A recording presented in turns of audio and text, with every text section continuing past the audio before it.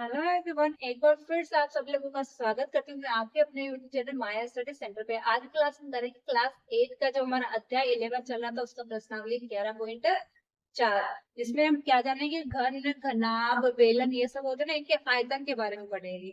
आयतन हमारा नया नाम है। अभी तक अपन क्या पढ़ रहे थे, क्षेत्रफल ही पढ़ रहे थे। तो आयतन क्या होता है वो जानते हैं।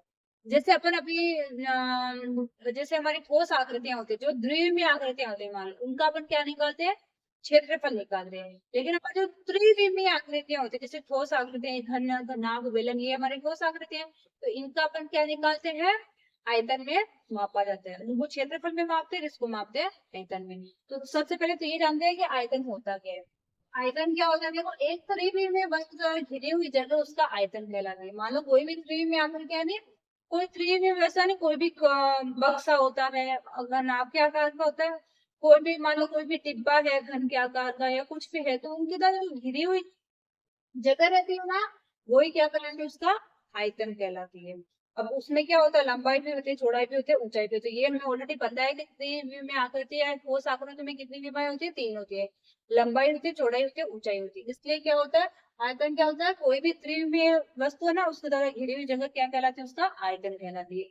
अब अपन घन का, घनाभ का, बेलन का, इनका वन बाई वन करके सूत्रों को समझते हैं कि इनके सूत्र क्या होते हैं। जैसे कि हमें घनाभ का आयतन निकालना हो, अब घनाभ के आयतन का सूत्र क्या होता है, लंबाई गुणा चौड़ाई गुणा ऊंचाई। और एक बात, ये जो इकाइयां होती है ना, जैसे मान लो आपको दे दिया कि 1 सेंटीमीटर क्यूब है, तो इसको अपन क्या लिख सकते हैं, 1 सेंटीमीटर गुणा 1 सेंटीमीटर गुणा 1 सेंटीमीटर, या फिर 1 सेंटीमीटर क्यूब भी लिख सकते हैं। सिर्फ अगर आपको मीटर में दिया है तो आप क्या लिख सकते हो, 1 मीटर क्यूब दिया तो उसको क्या लिखेंगे, 1 मीटर गुना 1 मीटर गुना 1 मीटर, या फिर आप लिख सकते हो 1 मीटर क्यूब।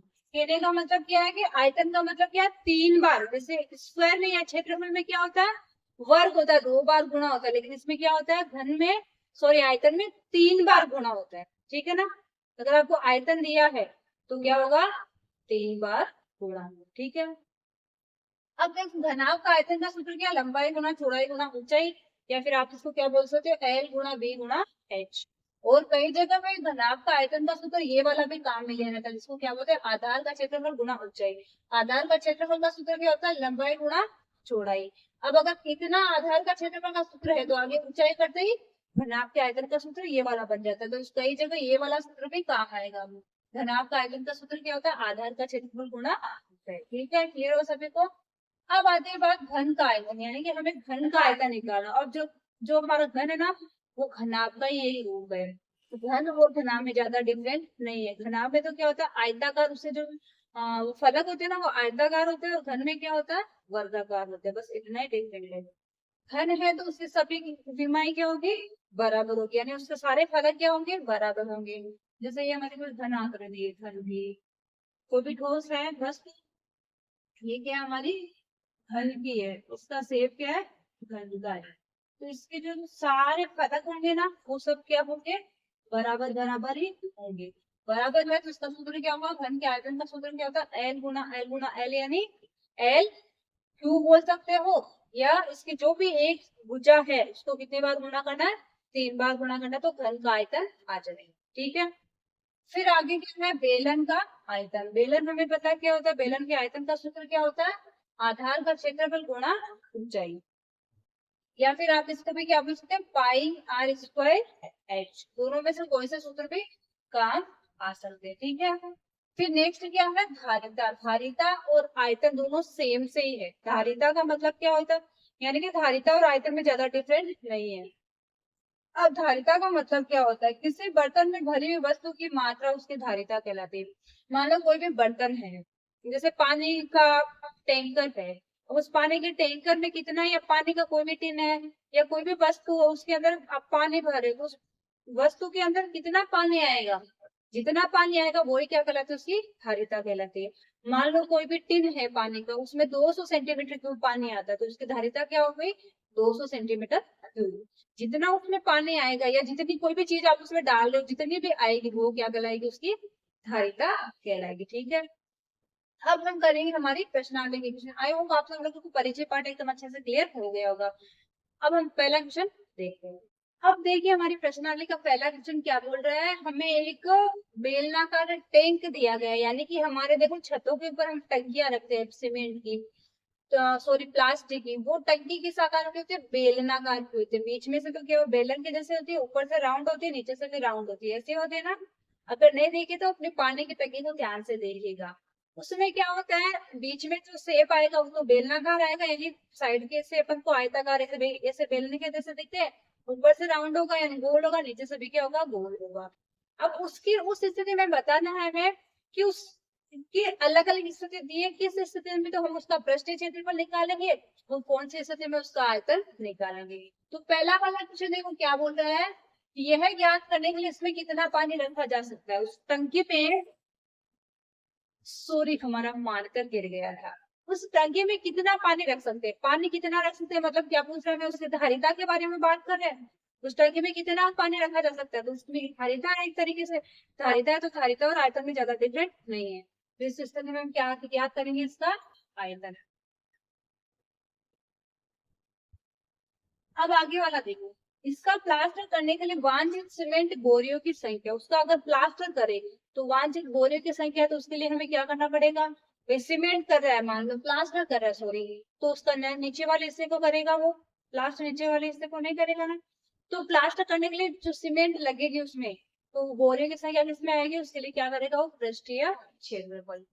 तो इसका हो जाएगा पृष्ठीय क्षेत्रफल। नेक्स्ट देखो थर्ड क्या है, इसमें भरे पानी से भरे जाने वाले छोटे टैंकों की संख्या। तो जब भी आपको इस प्रकार की बात है, पानी से भरा हुआ या किसी भी चीज से भरा हुआ, तो हमेशा क्या निकालना है, आयतन। तो सी का आंसर हो जाएगा आयतन। इसी के साथ हमारा पहला क्वेश्चन तो एकदम आसानी से कंप्लीट होता है। अब हम करते हैं क्वेश्चन नंबर सेकेंड, ठीक है। अब देखिए हमारा सेकेंड है ना, उसमें हमें दो बेलन दिए, दोनों की अलग अलग त्रिज्या, सॉरी व्यास ऊंचाई अलग अलग है दोनों की। क्या क्या वो देखते हैं, एक बेलन है ना, बेलन ए, उसका व्यास है 7 सेंटीमीटर, उसकी ऊंचाई कितनी है, 14 सेंटीमीटर। व्यास है इस प्रकार से नीचे से गोल होता है ना, वो कितना है, 7 सेंटीमीटर, ऊंचा कितना, 14 सेंटीमीटर।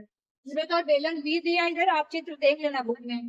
बेलन बी का व्यास तो कितना है, 14 सेंटीमीटर, ऊंचा ये कम होगा, व्यास ज्यादा है, नीचे से चौड़ा तो ज्यादा है लेकिन ऊपर से कम है, लंबा कितना है, 7 सेंटीमीटर है।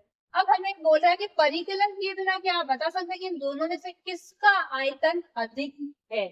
तो हम परिकलन किए बिना बता सकते हैं, जिस भी बेलन की त्रिज्या ज्यादा होगी ना, उसका ही आयतन ज्यादा होगा, ठीक है। तो सबसे पहले हम क्या करेंगे, इनकी त्रिज्या निकाल लेते, क्योंकि हमें आयतन निकालने के लिए क्या चाहिए, त्रिज्या तो चाहिए ना। तो सबसे पहले हम लिख लेंगे बेलन ए का व्यास बराबर है 7 सेंटीमीटर, तो त्रिज्या क्या हो जाएगी, 7/2 बराबर 3.5 हो जाएगी ना, क्योंकि त्रिज्या क्या होती है, व्यास की आधी, ठीक है। ऊंचाई बराबर क्या है इसकी, 14 सेंटीमीटर। इसी प्रकार इधर कर लेते हैं, बेलन बी की का व्यास होगी कितना है, 14 सेंटीमीटर। अब त्रिज्या बराबर क्या हो जाएगी, 14/2 बराबर क्या हो जाएगी, 7 सेंटीमीटर। इसकी ऊंचाई कितनी है, 7 सेंटीमीटर, इसकी ऊंचाई 7 ही है ना। अब देखो हमें बोला कि आप परिकलन के बिना ही बता सकते हैं किसका आयतन ज्यादा होगा, तो हम क्या बोल सकते हैं, इसकी त्रिज्या देखो 7 है, इसकी त्रिज्या कितनी है, 3.5 है, तो हम क्या लिख सकते हैं, बेलन बी का आयतन अधिक होगा, ठीक है। हाँ, तो लिख दो, हाँ बेलन बी का आयतन अधिक होगा, हम परिकलन के बिना भी बता सकते हैं। अब आगे देखो क्या है, दोनों बेलनों का आयतन ज्ञात कीजिए। अब हमें क्या करना है, इन बेलनों का आयतन भी ज्ञात करना है, तो हम लिखेंगे बेलन ए का आयतन, आयतन का सूत्र क्या होता है, पाई आर स्क्वायर एच। पाई का मान 22/7, आर कितना है इसका 3.5, आर स्क्वायर का मतलब जो भी इसकी त्रिज्या है उसका स्क्वायर करना है, स्क्वायर करने का मतलब 2 बार लिखना है। एच क्या है, 14, 7 से कट जाएगा 2 बार, 22 गुना 3.5 गुना 3.5 गुना 2, 44, 44 को आप गुना करोगे 35, सॉरी 3.5 गुना 3.5 बराबर क्या आएगा देखते हैं अभी। फिर बेलन बी का आयतन लिखो, आयतन बराबर पाई आर स्क्वायर एच। इसका क्या हो जाएगा 22/7 गुना इसका आर कितना है 7 गुना 7 गुना एच भी इसका 7, 7 से 7 कट हो जाएगा, आएगा 22 गुना 7, 7 गुना 4। अब इनको गुना कर लो, देखो गुना करने पे क्या आएगा, गुना करते हैं अपन 35 को 35 से लड़ो पहले, 5 5 32 का 5 10 5 15 16 17 गुना 5 से 15 का 10 5 12 2 लगे 2 2 इसको 44 से करो, 5 4 20 गुना से 2 4 9 10 गुना से 1 4 गुना 8 9 4 गुना 8 0 गुना से 2 4 गुना 8 10 गुना से 1 4 गुना 8 1 9 4 गुना 8 0 0 9 10 10 10 लगे 9, यानी कि 2 1 है 2 से पहले 10 यानी 979, ये आएगा आपके 979। ये आया देखो क्या आयतन, आयतन है इसका मतलब सेंटीमीटर क्यूब में आएगा, ठीक है ना। इस बात का आप विशेष रूप से ध्यान रखिएगा, आयतन जब भी आएगा तो किसमें आएगा क्यूब में आएगा, क्यूब यानी पावर कितने लगाने इकाई के 3, 979 क्यूब। ऐसे आप उसका निकाल लो, इसको गुणा करना 22 को 49 से,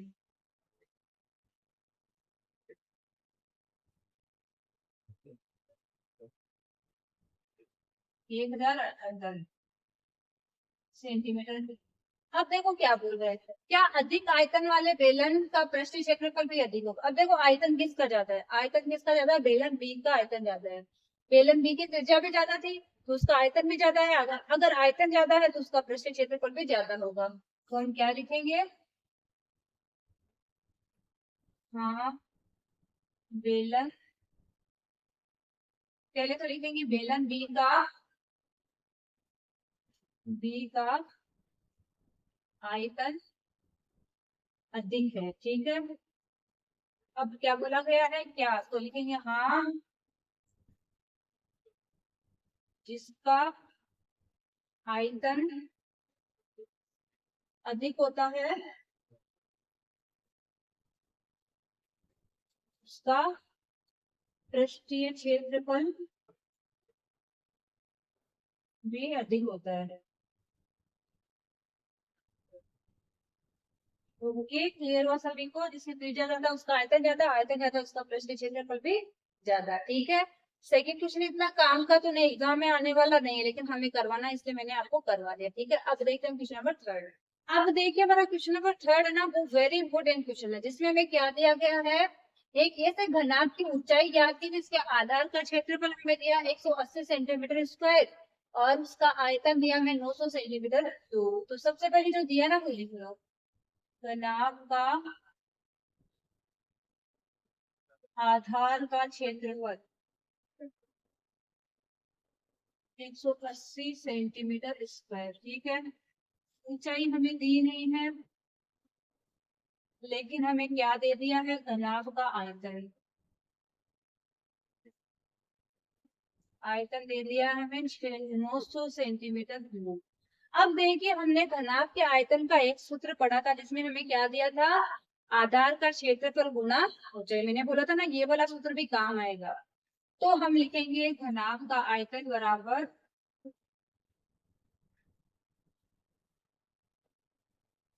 900 सेंटीमीटर, यहाँ पे लिखेंगे आधार का क्षेत्रफल गुना गुना ऊंचाई। अब बराबर में वापस 900, आधार का क्षेत्रफल कितना है 180, ऊंचाई हमें दी है तो ऊंचाई की जगह ऊंचाई बराबर 900। ऊंचाई निकाल सकते हैं आराम से, ऊंचाई को अंदर रख लेंगे और 180 चला जाएगा 900 के बट्टे में, जो बटा उसको काट दो, 1 0 से 1 0 कट जाएगा, 18 से 5 बार, तो ऊंचाई कितनी आ जाएगी 5, इसमें है सेंटीमीटर। यही क्या हो जाएगा हमारा आंसर। बहुत आसान है, हमें जो दिया है ना उसके हिसाब से हमें सूत्र में रखना है, जो चीज नहीं दिया ना उसको निकाले है, ठीक है। अब हम करते हैं क्वेश्चन नंबर 4। क्वेश्चन नंबर 4 में हमें क्या दिया है, एक घनाभ की विमा यानी एक घनाभ है कोई भी आकार का घनाभ, मतलब कोई भी वस्तु या कोई भी आइटम हो सकता है वो, जिसकी विमा यानी लंबाई चौड़ाई ऊंचाई क्या है 60, 54, 30 है। इसी घनाभ के अंदर मान लो कोई भी बक्सा होता है, कोई भी बॉक्स होता है, वो घनाभ के आकार का होता है, इसकी लंबाई चौड़ाई ऊंचाई दी है।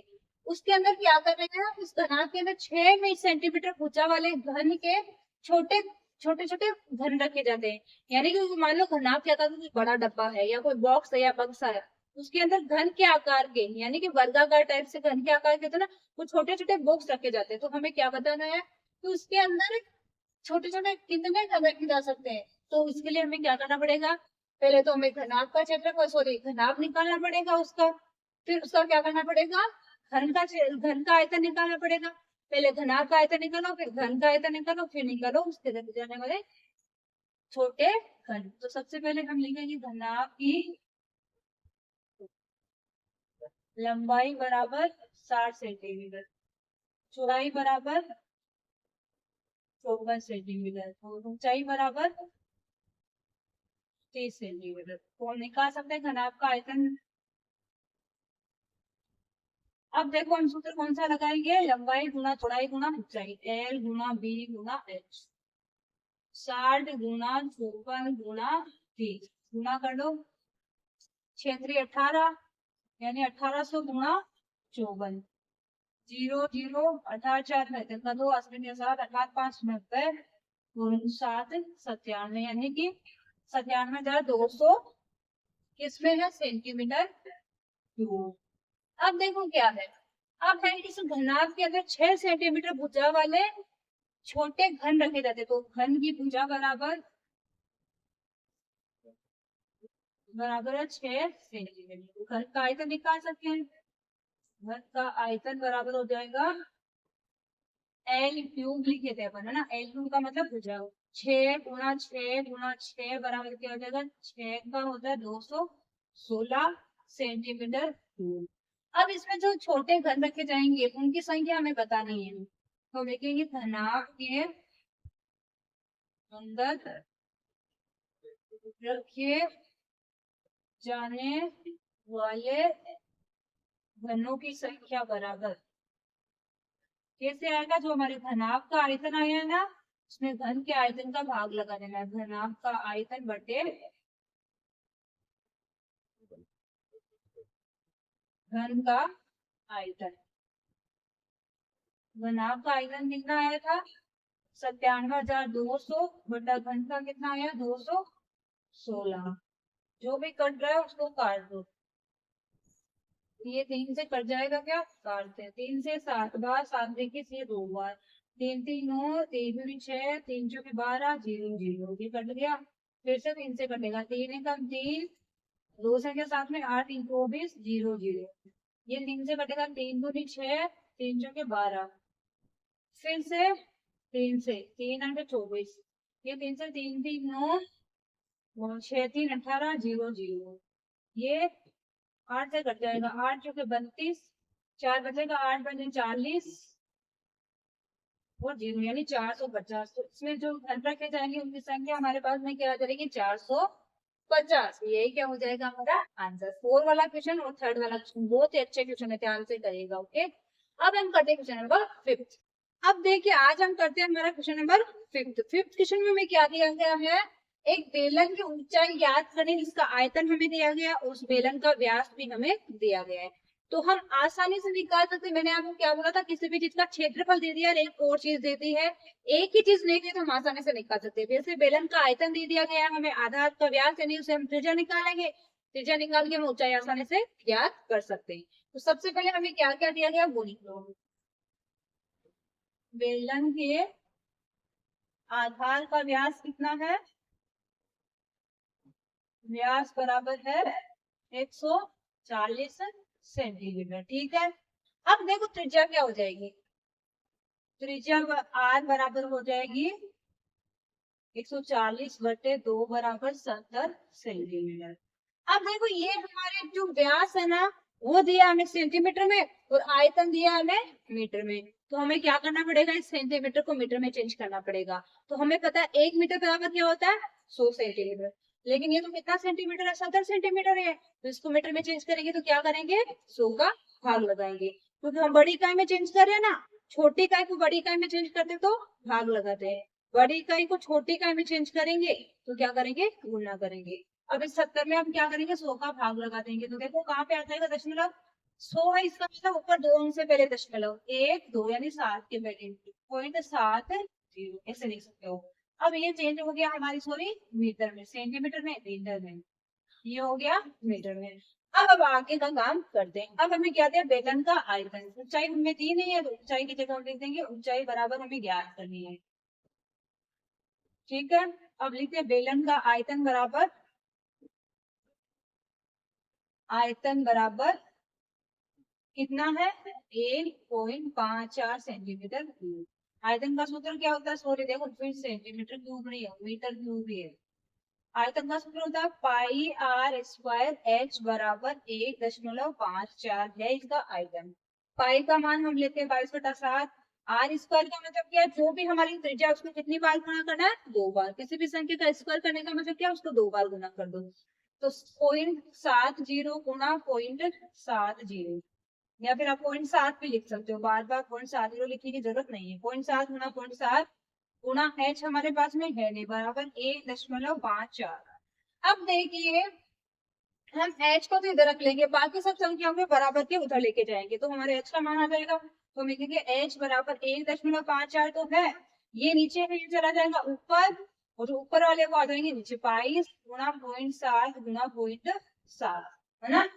अब देखो कैसे कटेगा, ये दो अंकों से पहले दशमलव है तो नीचे क्या होगा, 100, ऐसे ही इसके दो अंकों से पहले दशमलव, एक इसका तो ऊपर क्या जाएगा, 1/10 इसका, 1/10 इसका, ये दोनों दशमलव भी हट जाएंगे, है ना। अब देखो ये दोनों जीरो से ये 10 दोनों कट हो जाएंगे, है ना। फिर देखो 7 से ये कट जाएगा 7 बार, ये 22 से, 22 7 154, फिर 7 से फिर से 7 एकम 7, तो देखो ऊपर ना कुछ है ना नीचे कुछ है, यानी 1/1 का मतलब क्या होता है, 1, तो हमारे बेलन की ऊंचाई क्या आ गई, बेलन की ऊंचाई बराबर 1 मीटर, ठीक है। सबको क्लियर हुआ एकदम अच्छे से, किसी को कुछ डाउट नहीं है ना, एकदम अच्छे से समझ में आया ना। सबसे पहले हमें क्या करना, बेलन का आयतन दिया ना, व्यास दिया तो उसे त्रिज्या निकालो, त्रिज्या के बाद बेलन के आयतन में रख दो, जो जो चीजें हमें दी वो सब रख दो, जो चीज नहीं दी उसको साइड में रख लो, बाकी चीजों को बराबर के उधर लेके जाओ, यानी पक्षांतरण कर दो, गुना में वो भाग में आ जाएगी, भाग में वो गुना में आ जाएगी, फिर जो कट रहा है उनको काट लो और आंसर निकाल लो। अब हम करते हैं क्वेश्चन नंबर 6। अब देखिए हमारा है क्वेश्चन नंबर 6, क्वेश्चन नंबर 5 था ना, वो आपका बहुत ही शानदार क्वेश्चन था, ध्यान से करेगा, ओके। और 6 वाला भी इससे अच्छा क्वेश्चन है, ठीक है ना। 5th एंड 6 दोनों क्वेश्चन अच्छे, जो बीच वाले चल रहे ना सही से 3rd 4th 5th 6th, ये बीच वाले चारों क्वेश्चन अच्छे क्वेश्चन है, ठीक है ना।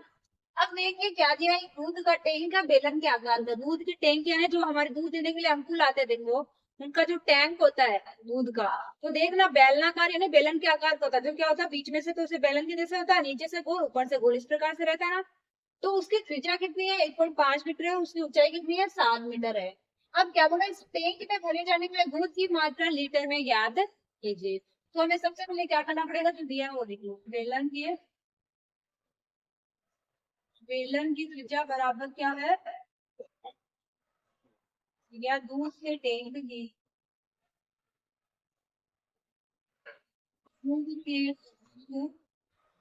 त्रिज्या बराबर क्या है, 1.5 मीटर। ऊंचाई कितनी है, देखो कितनी है ऊंचाई, 7 मीटर।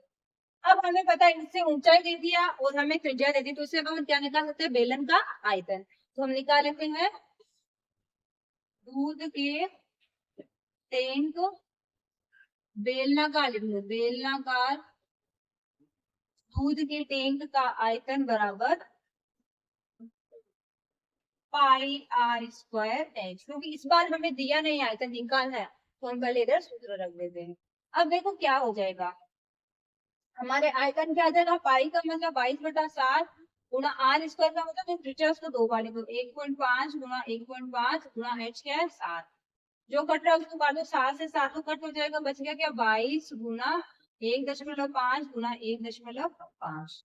अब हमें क्या करना, 15 को 15 से करता जब आता है 225, यानी कि आएगा 2.25। फिर इसको 22 से करना है, तो 22 पंजे 110 की 0 11, 22 इसको 2 से करेंगे 44 से 45, 45 और 10, 55 का 5, 10 लग गया 5, 22, 49, 44 और 5, 49, फिर से 2 से क्या दशमलव यानी क्या आएगा 49.50। अब देखो किसमें आएगा, ये किसमें है मीटर में, तो क्या आ जाएगा मीटर क्यूब। मैंने क्या बोला था आयतन है तो किसमें आएगा मीटर क्यूब में। अब हमें आंसर देखो किसमें पूछा गया है, टैंक में भरे जाने दूध की मात्रा लीटर में ज्ञात कीजिए। तो हमें पता है कि 1 मीटर क्यूब बराबर क्या होगा 1000 लीटर। ये इकाइयां देखो आपको पीछे दी भी है, जैसे लास्ट में जब हमारा चैप्टर खत्म हो जाता है तो हमें कुछ कुछ पॉइंट दिए रहते हैं, वहां पे आपकी इकाइयां, तो आप उनको जरूर जरूर याद कर लीजिएगा, ठीक है ना। तो 1 मीटर क्यूब बराबर क्या होगा 1000 लीटर, क्योंकि हमें पता है 1 मीटर में कितना सेंटीमीटर होता है 100, लेकिन इसको चेंज करना हमें लीटर में, तो लीटर में चेंज करेंगे तो 1 मीटर क्यूब बराबर हो जाता है 1000 लीटर। लेकिन हमारे मीटर क्यूब कितने हैं 49.50 बोल दो, ठीक है ना। तो इसको जब आप लीटर में चेंज करोगे तो एक में ही इतना 1000 लीटर में है 1 सेंटीमीटर क्यूब में, तो 49.50 मीटर क्यूब में कितना हो जाएगा, इसको इससे गुणा कर देंगे तो हम क्या लिखेंगे 1 मीटर क्यूब बराबर रहता है तो 49.50 मीटर क्यूब बराबर 1000 गुना 49.50। तो देखो गुणा कर दो इसको 1000 से गुणा कर दोगे तो देखो क्या आ जाएगा 50 1 2 3। अब देखो किसके पहले दशमलव आ जाएगा 3 जीरो और लगा देना, 2 अंकों से पहले दशमलव है तो 2 अंकों से पहले दशमलव, तो दशमलव कहाँ पे आ जाएगा यहाँ पे, तो 2 जीरो तो कट हो गया, आ गया 49,500 लीटर। यही क्या हो जाएगा हमारा आंसर। हमें क्या करना है 1000 से गुणा करना, तो गुणा करने के लिए नहीं बैठे, मैंने क्या बोला था जो भी संख्या उसके आगे क्या लगा दो उतने जीरो लगा दे। 1000 से गुणा करें 1000 में कितने जीरो होते 3 जीरो, तो इस 49 और 50 के साथ में 3 जीरो और लगा दो, ठीक है ना। 3 जीरो लगाने वाले दशमलव देखो कितने अंकों से पहले 2 अंकों से पहले है, तो 2 अंकों से पहले फिर से यहाँ दशमलव लगा दो, कहाँ पे आ जाएगा यहाँ पे, तो हमारा आंसर क्या हो जाएगा 49,500 लीटर। ठीक है, क्लियर हो सभी को। अब हम करते हैं क्वेश्चन नंबर 7। 7 वाले में हमें क्या दिया है कि किसी घन के प्रत्येक किनारे को गुना कर दिया जाए। कोई घन है उसका प्रत्येक किनारा क्या होता है, जैसे हमारे किनारे होते हैं ना, इनको क्या कर दें सबको बढ़ा यानी इधर से बढ़ाएंगे ऊपर से बढ़ जाएगा, इधर से यानी चारों से बढ़ा दिया जाएगा। तो देखो इससे पृष्ठीय क्षेत्रफल में क्या फर्क पड़ेगा और इसके आयतन में क्या फर्क पड़ेगा। जब भी किसी घन के किनारे को बढ़ाया जाता है या फिर देखो क्या बोला दुगुना किया जाता है, अभी क्या कर रहा है दुगुना कर रहा है, यानी जितना था उससे डबल कर देता है सब साइड से, सब किनारे पे मान लो अभी इतना है इसको इतना बढ़ा देता है, फिर इधर से भी इतना बढ़ा देता है, इधर से ऊपर से भी इतना बढ़ा देगा, यानी डबल ही कर देगा सब साइड से, किनारे जो भी है ना सब किनारों को क्या करेगा डबल कर देगा। इसको डबल करने पे देखो इसका पृष्ठीय क्षेत्रफल क्या हो जाता है डबल का 4 गुना, जितना वो 2 गुना है दुगुना किया गया है तो उसका पृष्ठीय क्षेत्रफल कितना आ जाता है 4 गुना हो जाता है, हमेशा याद रखना। तो पृष्ठीय क्षेत्रफल क्या हो जाता है 4 गुना, ठीक है। अब देखिए इसके आयतन में कितनी वृद्धि होगी, और यही अगर इसका आयतन अगर निकालते हैं अपन तो आयतन क्या हो जाता है उसका 8 गुना। अगर कोई भी घन है उसका अगर आप किनारे बढ़ा रहे हो दुगने कर रहे हो तो उसका पृष्ठीय क्षेत्रफल तो हो जाता है 4 गुना, तो उसका आयतन क्या हो जाता है 8 गुना, तो हम क्या लिखेंगे 8 गुना। ठीक है, क्लियर हो सभी को। अब हम करते हैं क्वेश्चन नंबर 8 वाला क्वेश्चन भी अच्छा क्वेश्चन है, शानदार क्वेश्चन है, ठीक है ना, तो थोड़ा ध्यान से करिएगा। अब आप लोग बोलोगे कि मैम तो सारे क्वेश्चन को अच्छा क्वेश्चन बोलते हैं, मैंने सारे को नहीं बोला, कौन से क्वेश्चन को 3rd 4th 5th 6th and 8 वाला, ठीक है ना। तो 8 वाले में देखो क्या एक कुंड में 60 लीटर प्रति मिनट की दर से पानी गिर रहा है, यानी कि एक कुंड है, कुंड होते हैं ना पानी के जैसे स्टोर रखते हैं जिसमें बरसात का पानी भी रखते हैं वो वाले कुंड है, इसमें क्या हो रहा है 60 लीटर प्रति मिनट, यानी कि 1 मिनट में कितना पानी गिर जाता है 60 लीटर प्रति मिनट। का मतलब क्या है हर 1 मिनट में कितना बढ़ जाता है वो 60 लीटर पानी इस कुंड में डाल देता है। यदि कुंड का आयतन 108 मीटर क्यूब है, यानी कुंड का जब लंबाई चौड़ाई ऊंचाई सब साइड से देखे ना अपन भाई इतना ऊंचा है इतना चौड़ा है इतना लंबा सब मिला के कितना है उसका आयतन 108 मीटर क्यूब है। तो ज्ञात कीजिए कि इस कुंड को भरने में कितना समय लगेगा, हमें बताना है कि इस कुंड को भरने में कितने घंटे लग जाएंगे। तो सबसे पहले हमें क्या करना है, हमें देखो यहाँ पे क्या दिया गया आयतन दिया गया है, ये आयतन तो है मीटर क्यूब में और जो पानी गिर रहा है वो है लीटर में, तो मैंने क्या बोला था इकाई को सेम करना पड़ेगा, मीटर और लीटर दोनों एक साथ नहीं चल सकते। सबसे पहले हमें क्या करना पड़ेगा इस मीटर क्यूब को लीटर में चेंज करना पड़ेगा, तो हम क्या लिखेंगे कुंड का आयतन बराबर बराबर 108 मीटर क्यूब। ठीक है, अब हमें पता है कि 1 मीटर क्यूब बराबर क्या होता है, 1000 लीटर। ऑलरेडी अपन पीछे वाली क्वेश्चन में ही करेगी। 1 मीटर क्यूब बराबर क्या होता है, 1000 लीटर, यानी कि 1 मीटर क्यूब में कितनी लीटर आ जाती है, 1000।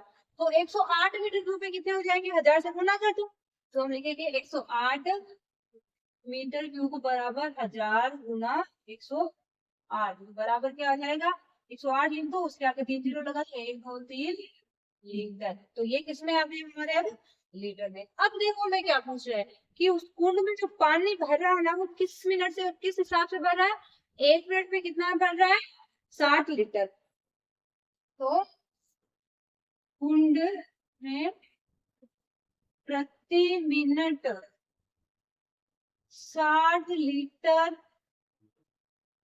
पानी भरने में लगने वाला समय बराबर, क्योंकि हमें समय तो निकालना है, उस कुंड में प्रति मिनट 60 लीटर पानी भरा, तो उसमें कितना समय लग रहा है। तो उसके लिए हमें क्या करना पड़ेगा, जो भी हमारा आयतन आया है, कुल आयतन बटे, या कुंड का आयतन बोल रहे, कुल आयतन बटे प्रति, या प्रति मिनट, या लीटर प्रति मिनट, कुछ भी बोल दो, प्रति मिनट में भरने वाले पानी की मात्रा, इसे लिखते हैं। इसको लिखो, या तो आप डायरेक्ट लिखो कि प्रति मिनट लीटर, 60 लीटर प्रति मिनट, या फिर क्या लिख सकते हो, कुल आयतन बटे लीटर प्रति मिनट, या फिर प्रति मिनट में भरने वाले पानी की मात्रा। अब देखो कुल आयतन कितना था हमारे, 108,000 बटे प्रति मिनट में भरने वाले पानी की मात्रा क्या है, 60 लीटर। ये भी लीटर में, ये भी लीटर में, जो कट रहा काट दो, एक जीरो से एक जीरो कट हो जाएगा, तो क्या बचेगा, 108 1 2 0 फिर 6 से काट दो, कट जाएगा आराम से, 6 एकम 6, 10 में से 6 निकालेंगे तो 4 आएगा, 40 से 5 में तो 48 मिलेगा, 6 8 48, फिर 2 जीरो है तो वैसे लगा दो। ये क्या आया है, 1800 मिनट, क्योंकि अभी अपन ने किसका भाग लगाया है, प्रति मिनट, यानी कि 60 लीटर भरा 1 मिनट में, तो ये क्या आया हमारे अभी मिनट में आए, ये कितने मिनट आ गए, 1800 मिनट। अब हमें पता है कि 1 घंटे में कितने मिनट होते हैं, 1 घंटा बराबर 60 मिनट। तो हमारे यहाँ हमें घंटे निकालने हमें, तो 1800 मिनट, जैसे 1800 मिनट को जब आप घंटों में चेंज करोगे तो किसका भाग लगाना पड़ेगा, 60 का, क्योंकि 1 घंटा किससे बनता है, 60 मिनट से, और हमारे पास में कितने मिनट है, 1800 मिनट। तो हमें पता है, हम लिखेंगे 1800 बंटे 60, देखो एक जीरो से एक जीरो कट जाएगा, 6 3 18 बराबर 30, यानी कि 30 घंटे, यही क्या हो जाएगा हमारा आंसर। ठीक है, क्लियर हो सभी को, आई होप आप सब लोगों को क्वेश्चन एकदम अच्छे से क्लियर हो गए हैं, किसी को कुछ डाउट नहीं रहा होगा। तो अगर क्लास अच्छी लगे तो क्लास को लाइक कर देना, और क्लास से रिलेटेड एक प्यारा सा कमेंट कर देना, और अगर अपने अभी तक आपने हमारे चैनल को सब्सक्राइब नहीं किया तो प्लीज सब्सक्राइब कर लीजिए, और अपने दोस्तों के साथ भी इस वीडियो को शेयर कर दीजिए, ताकि वो भी इसका लाभ उठा सके। ठीक है, और इसी क्लास के पीछे के पूरे वीडियोस हमारे इसी चैनल के ऊपर आपको प्लेलिस्ट में, क्लास 8 मैथ्स की प्लेलिस्ट में मिल जाएंगे, तो आप पीछे की वीडियोस पे अगर आपने कोई से मिस करी है तो वो भी आसानी से देख सकते हो। ठीक है, अब हम मिलते हैं नेक्स्ट क्लास में, तब तक के लिए बाय बाय।